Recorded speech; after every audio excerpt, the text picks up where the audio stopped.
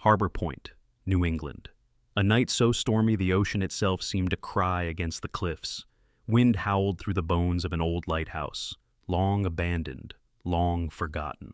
Then came a sound that cut through the rain, a bark, sharp, urgent, alive. Through the darkness walked Claire Bennett, a 49-year-old woman who'd lost her fortune, her home, and nearly her hope. By her side, Max, a 6-year-old German shepherd with the heart of a guardian. Together, they found more than shelter that night. Beneath the cracked floorboards lay a wooden box, a letter from the past, and a secret powerful enough to change an entire town. What they uncovered would test faith, courage, and the light that lives inside even the most broken soul. Before we begin, where are you watching from? Tell us in the comments below. Chapter 1. The Forgotten Lighthouse. The wind clawed at the Atlantic like an old beast refusing to rest. Waves slammed against the jagged cliffs of Barrow Point, where an aging lighthouse stood crooked against the bruised sky. Its white paint peeled in long ribbons. The rusted railing moaned in protest each time the sea roared. Seagulls circled it like restless ghosts. The air tasted of salt and rust, of things once glorious, now decayed but not forgotten.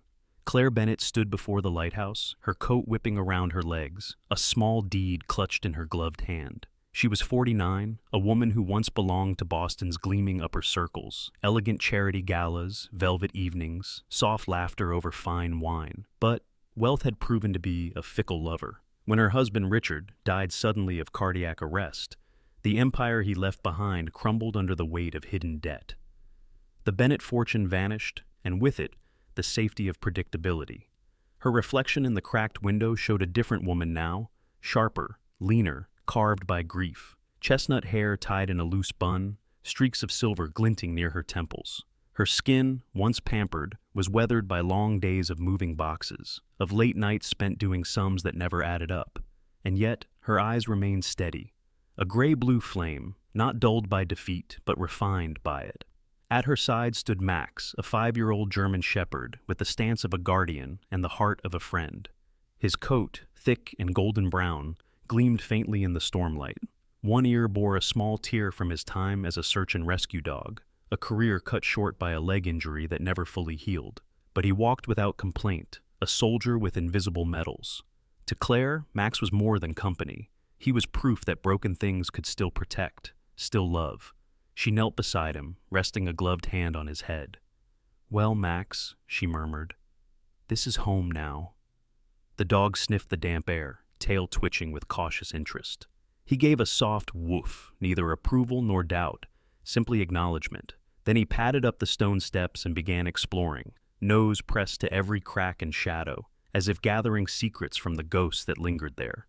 Inside, the air was thick with dust and brine. Claire's boots echoed against the wood floor, hollow and lonely. The round chamber was cluttered with remnants of old life, rusted lanterns, mildewed rope, a single chair half swallowed by cobwebs. She traced her fingers along the wall, feeling the grooves carved by wind and time. This lighthouse had stood for 140 years, surviving storms and neglect alike. It was, she thought, like her, scarred yet stubbornly upright. As dusk bled into night, rain began its steady assault.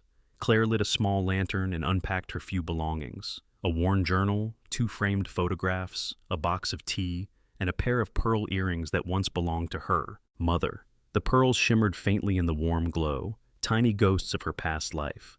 They had been the last piece of her old world, the last gift of gentleness she could afford to give away. She had sold one to pay for fuel. The other she still kept, as though love could balance a ledger. Max curled near the door, his chest rising and falling in calm rhythm, yet his ears flicked at every gust of wind. Claire sat beside her lantern, sipping instant tea, listening to the sea's endless conversation with the shore.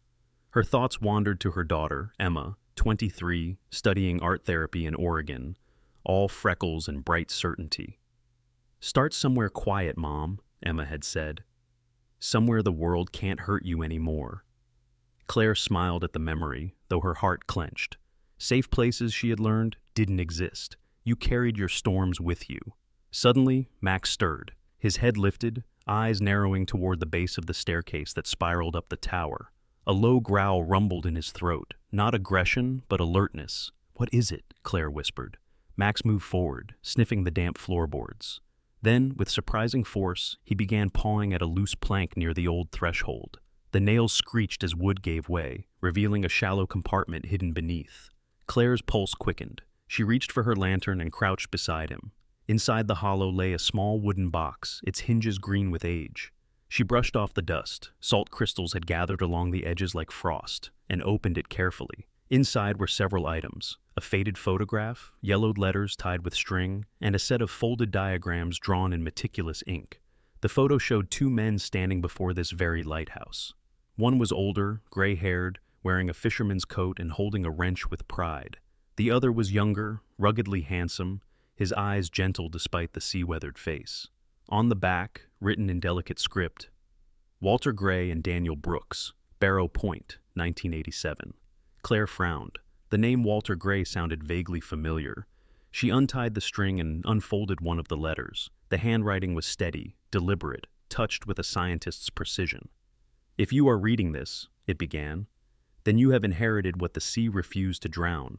This lighthouse was never only a tower, it was meant to be a heart, a conduit between ocean and light. The device I designed, the tidal resonance engine, was my life's work. It was meant to give the coast energy drawn from the tides, not the grid. But they feared it. They buried it. Someday, someone with enough heart, not just skill, will finish it." Claire's throat tightened. She read on, her eyes moving over sketches of coiled turbines, magnetic conduits, and handwritten notes about sustainable harmonic flow. This wasn't a fisherman's fancy. It was engineering ahead of its time. At the end of the letter, Walter had written, "The true heir will not seek profit, but purpose. The light only shines for those who wish to guide others home." Claire exhaled slowly. Something about those words, so gentle, so stubbornly hopeful, cut through her weariness. She folded the letter and looked again at the photograph. Daniel Brooks's smile seemed alive, as though he were still waiting for an answer. The rain had softened to mist, and thunder muttered far off like a memory. "Looks like we've found more than a house, Max," she whispered. But Max's ears twitched again, his gaze fixed on the staircase. A faint metallic sound echoed from above, the creak of a hinge, slow and deliberate, though no one had climbed those stairs. Claire turned toward the darkness of the upper level, the lantern trembling slightly in her grasp. "Hello?" she called. Only silence replied. Then, from somewhere high in the tower, a single light flickered, briefly, impossibly, before vanishing again. Chapter 2. The Symbols Carved in Stone. Morning arrived wrapped in the soft gray veil of sea fog. The Atlantic slept beneath it, breathing slow, like an ancient creature beneath silk. Claire stood on the narrow balcony of the lighthouse, her coffee steaming in the chill air, watching light struggle to find its way through the mist. The ocean had a way of humbling her. It reminded her that everything human was temporary, even grief. Inside, Max stretched lazily, his tail thumping against the wooden floor. He had already inspected every inch of the lighthouse 3 times, nose pressed to corners like a detective. Claire called him her foreman, half in jest, as they began the long process of repairs. They had no crew, only patience and each other. She patched holes, sanded window frames, and mixed plaster with clumsy determination. Her muscles ached, but there was satisfaction in the pain. It was proof that she was building something again, even if she didn't yet know what. Max, true to his title, barked precisely when she worked too close to the weak beams. Once, his sharp bark saved her when a rotten plank above gave way, crashing to the floor inches from her head. She looked up at the broken wood, heart hammering. "Guess you've still got the instincts," she whispered, touching his muzzle with gratitude. He wagged his tail, as if to say, "You're welcome, but please be careful next time." Days turned into a rhythm of labor and discovery. Claire began sorting through Walter Gray's papers, spreading them across an old desk beneath the lantern window. His notes spoke of magnetic fields and tidal harmonics, complex diagrams of rotating fins and oscillating coils. But amid the technical sketches, she noticed something stranger: small hand-drawn symbols carved into stone cliffs near the lighthouse, marked with precise coordinates. A fisherman's map, perhaps, or a code. One afternoon, as the sun burned away the fog, Claire decided to follow the markings. She packed a thermos, slipped Walter's letter into her pocket, and set off along the rocky shoreline with Max trotting beside her. The cliffs loomed high and jagged, streaked with moss and seabird droppings. Waves exploded against their base, sending spray into the air like shattered glass. That was when she met Daniel Brooks. He appeared from a trail that wound down from the forested ridge, a tall man in his early 50s, with the weathered face of someone who spent more time outdoors than in. His eyes were an earthy hazel, kind yet cautious, framed by faint crow's feet. A week's worth of stubble shadowed his jaw, and his flannel shirt was rolled to the elbows, revealing sinewy forearms marked with old scars. He carried a thermos and a field notebook, and when he spoke, his voice had the calm gravity of someone used to both silence and storms. "You're not from Havenport," he said, tilting his head slightly, studying her without suspicion but with quiet curiosity. "No," Claire admitted, brushing hair from her face. "Just trying to figure out what these marks mean." She pointed to a carved spiral etched into the stone. Daniel crouched beside it, tracing the grooves with his fingertips. "Tidal calibration symbols. These are old, probably late 80s. We used to have a research project here back then. My wife was part of it." Claire caught the subtle pause in his voice, the soft echo of something heavy. "Was?" she asked gently. He nodded. "Cancer. 10 years ago, she was a marine biologist. Brilliant one, too. I stayed here to keep the park running after she passed. I guess I couldn't leave the last place she loved." There was no self-pity in his tone, only memory smoothed by time. Claire felt a quiet kinship, loss, recognizing loss. "I'm Claire Bennett," she said, offering a hand. "The new owner of the Lighthouse." His brows rose slightly, then he smiled, a small, genuine curve of the mouth. "That wreck still standing? Thought the last owner swore it was haunted." "Maybe it is," she said, "but I'm too broke to care." He chuckled softly, the sound warm enough to cut through the sea wind. Max sniffed him thoroughly, then sat down, tail swishing in approval. "Well," Daniel said, "you've passed the real test. If he likes you, you're good." Together they followed the trail of carved symbols along the cliffs. Daniel explained the patterns, tidal markers, resonant points for measuring wave energy. Each was placed to map how the sea's force shifted over time. When Claire mentioned Walter Gray's name, Daniel stopped walking. "I knew Walter," he said slowly. "Worked with him for a while. He was ahead of his time, wanted to build clean energy from the tides. Government shut him down. Said it interfered with naval sonar testing. He was crushed." Claire listened, heart racing. "His notes, they're still in the lighthouse, and a letter. It mentioned someone named Daniel Brooks." Daniel blinked, clearly surprised. "He mentioned me?" She nodded. "You're in a photograph with him." For a moment, the wind seemed to still. Daniel looked out toward the sea, where the horizon blurred into silver. "He told me once," he said quietly, "that light doesn't belong to the government or the wealthy. It belongs to whoever needs it most." Something in his words struck her like déjà vu. They sounded almost identical to the line in Walter's letter. They returned to the lighthouse at dusk. Daniel helped her carry driftwood for patching the roof, his hands steady, his manner gentle but efficient. He moved with quiet confidence, as if the land itself trusted him. Claire caught herself watching the way his hair, dark brown streaked with gray, caught the evening light. He noticed, smiled faintly, and looked away. That night, Claire couldn't sleep. The storm had passed, but her mind was restless. She sat by the lantern, window, sorting through Walter's diagrams again.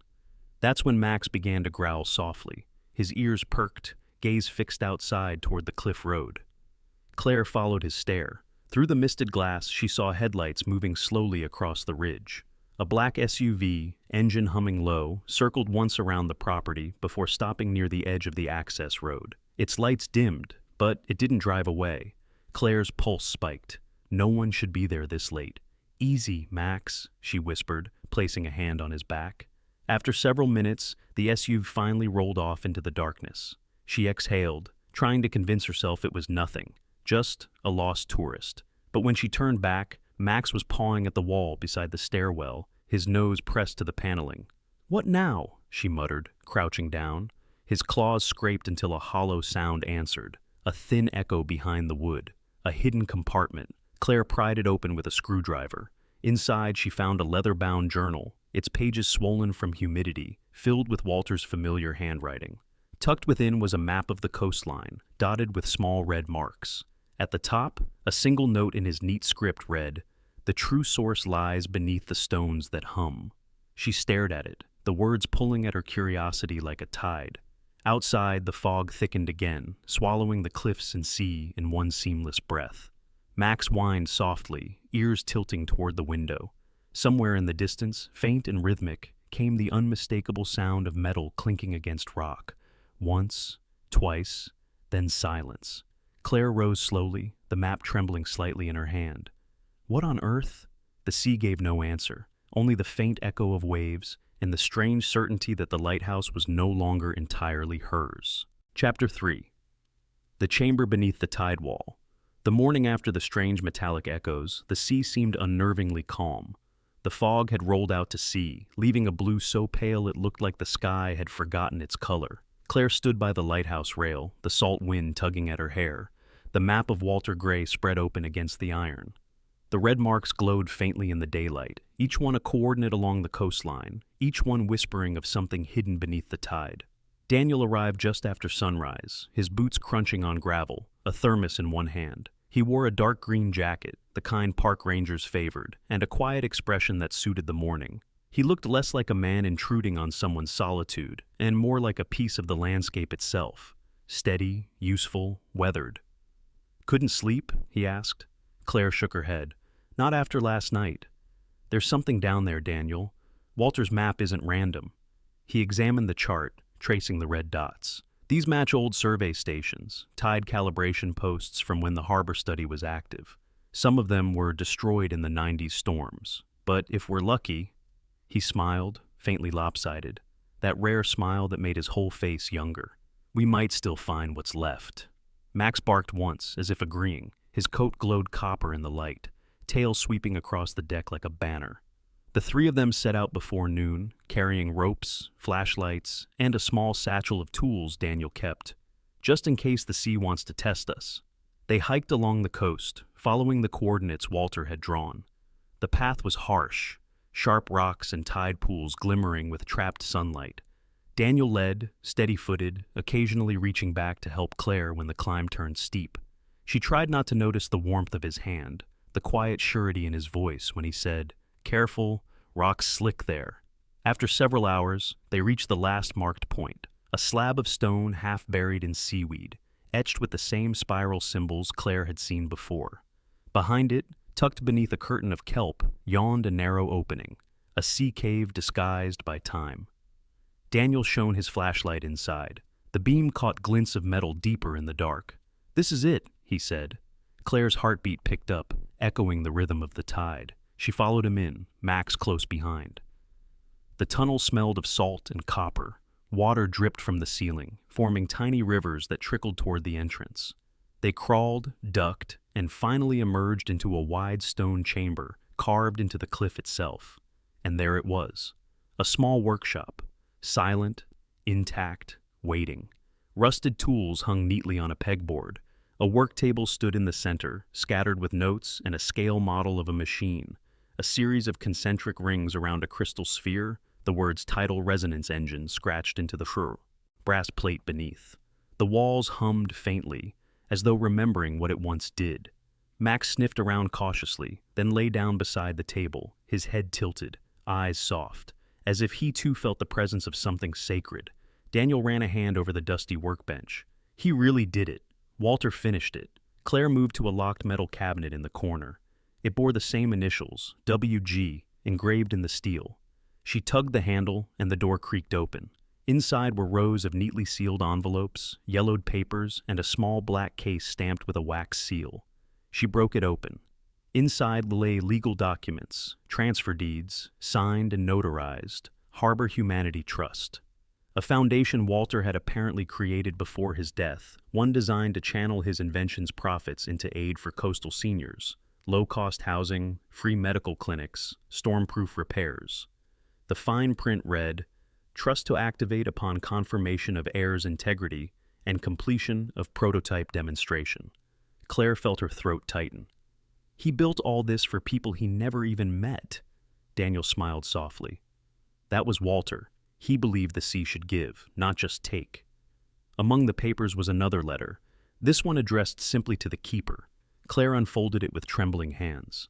"The light I built is not for lighthouses. It's for people, the ones the tides forget, If you found this place, you've proven courage enough to follow a dying man's trail, but heart is the final key.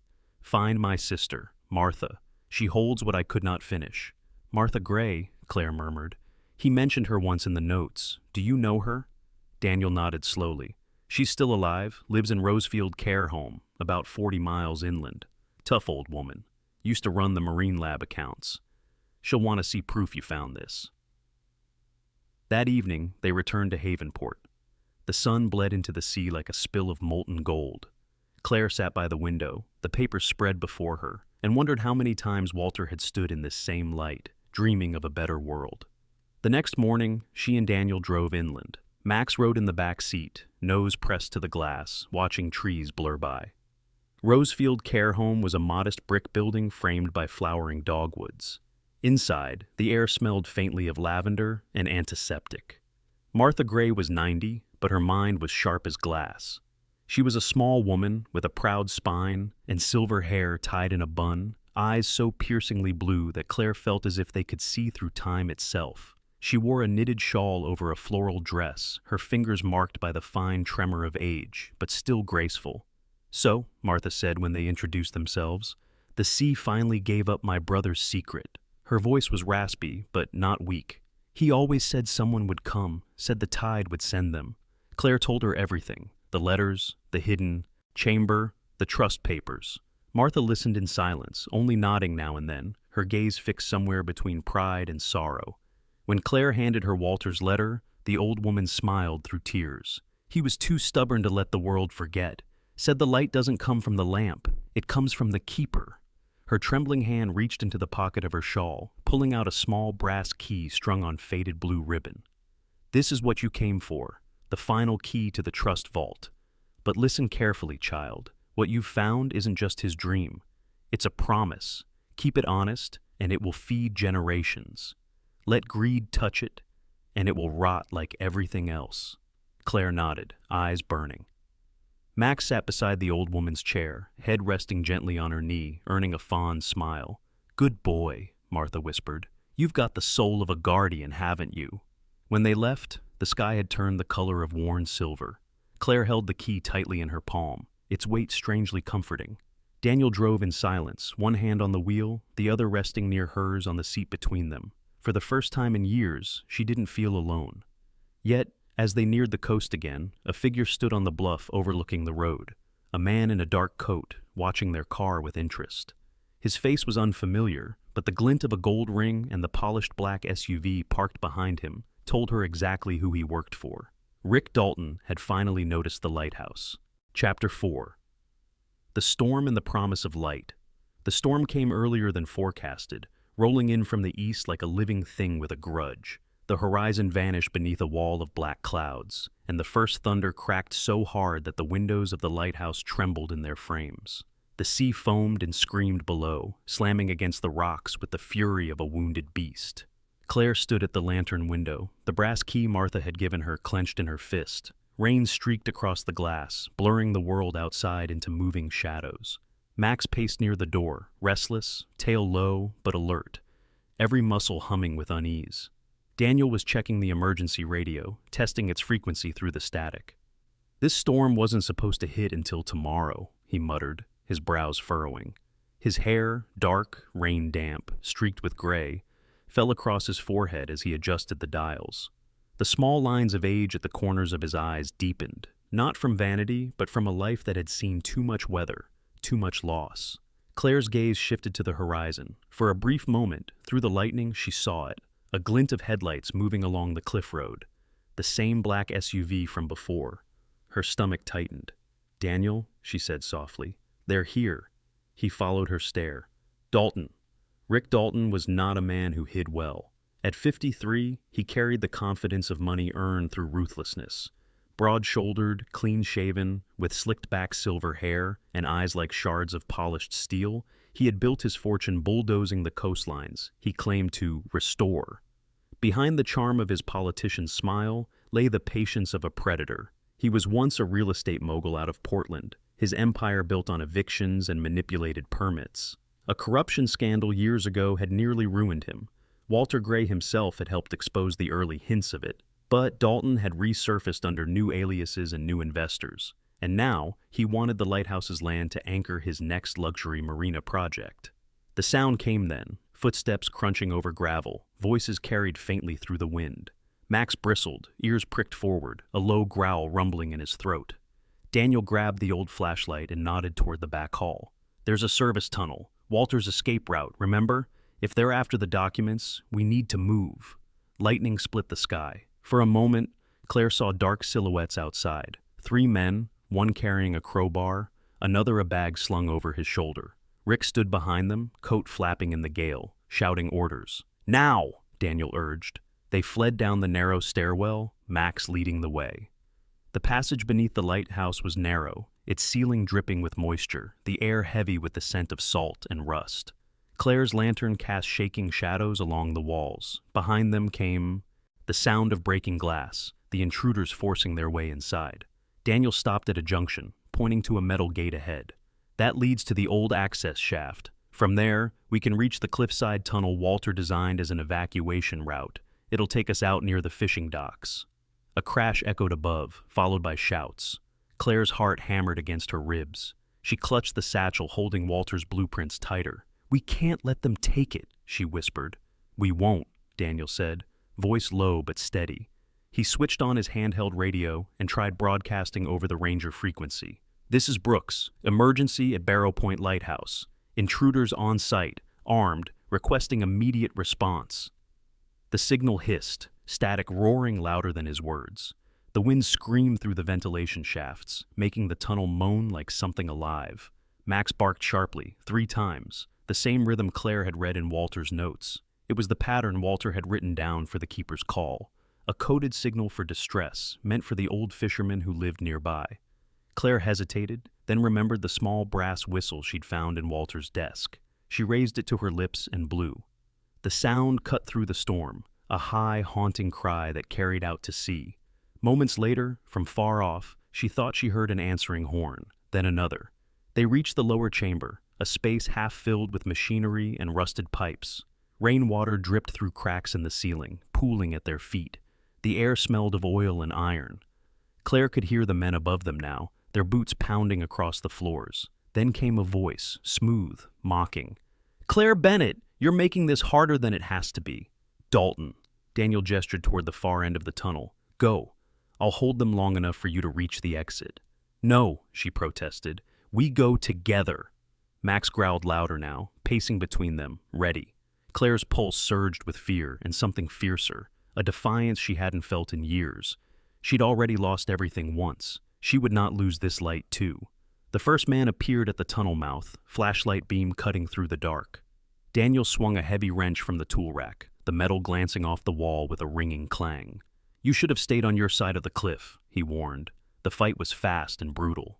Dalton's men lunged forward, but Max shot out like a thunderbolt, teeth bared. He hit the lead intruder square in the chest, knocking him into the water.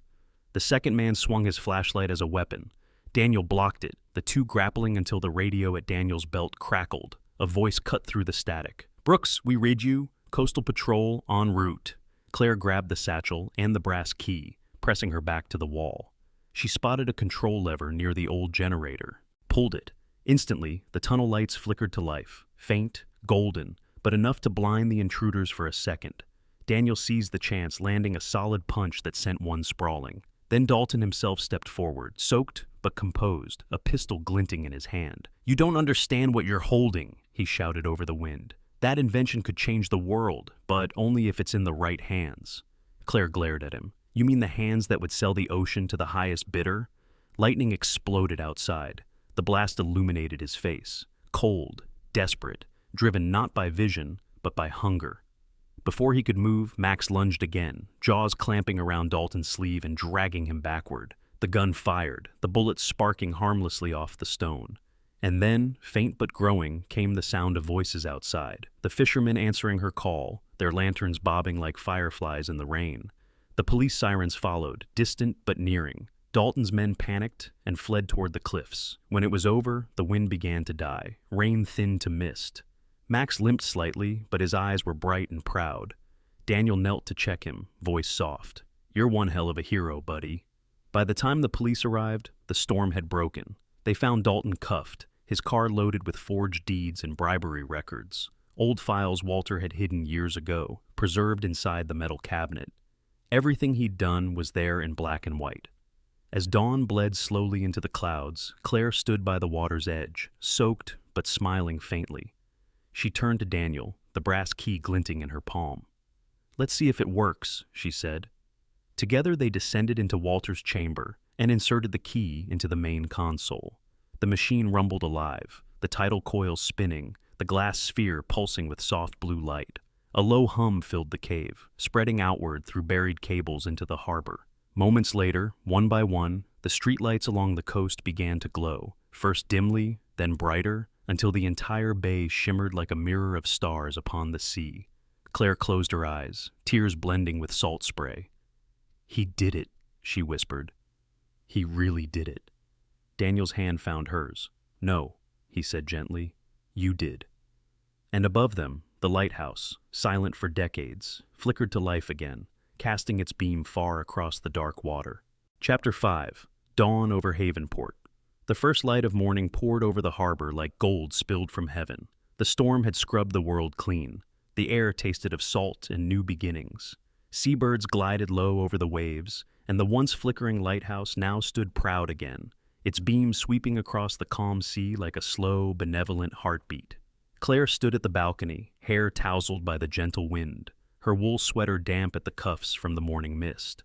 Below her, the town of Havenport began to stir, fishermen hauling nets, shopkeepers unlocking doors, and children laughing as they chased gulls down the pier.